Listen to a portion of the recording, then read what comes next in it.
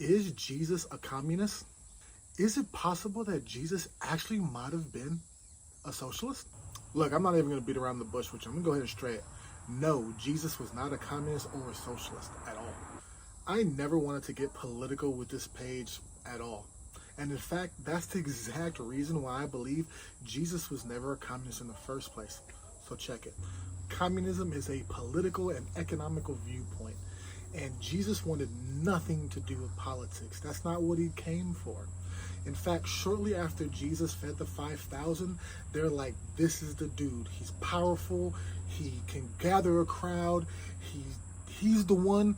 We want to make him king, and we want him to overthrow and liberate us and free us from this tyrannical, oppressive, evil government. Doesn't that sound pretty communist? Isn't that something that communists fight for? And Jesus wanted nothing to do with it. When he knew this was coming, he was like, yo, deuces, I'm out of here. He snuck away and got off on a boat, and he wanted nothing to do with their political revolution at all. A lot of people say that Jesus aligns economically with communism and socialism. And that's just not what I see in scripture at all, to be honest. Jesus met the needs of the people where they were. You know, they couldn't walk, he healed them. They needed food, he fed them. Jesus didn't care about the economical status of somebody. He wasn't about trying to make the poor people rich or make them on the same even bar. No, in fact, Jesus met with the tax collectors, had dinner at his home. Those were some of the most crooked, greedy people of the day. Jewish people robbed other Jewish people to go feed Rome.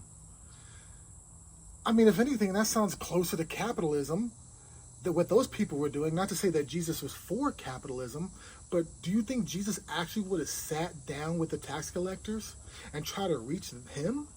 If he was so concerned about everyone's economical equality and making sure that everyone's needs were met? No. In fact, every single time Jesus fed people, turned water into wine, had a miracle, healed somebody, every single time he met their need, it was always accompanied by, so that you will believe. It's all throughout the book of John. He healed this man so that you will believe he is God.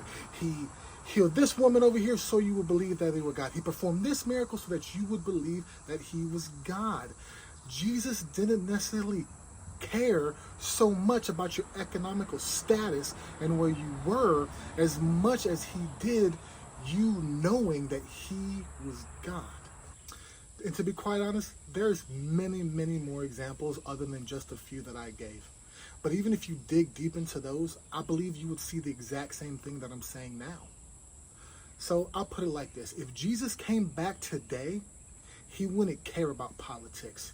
Left, right, Democrat, Republican, it wouldn't matter to him.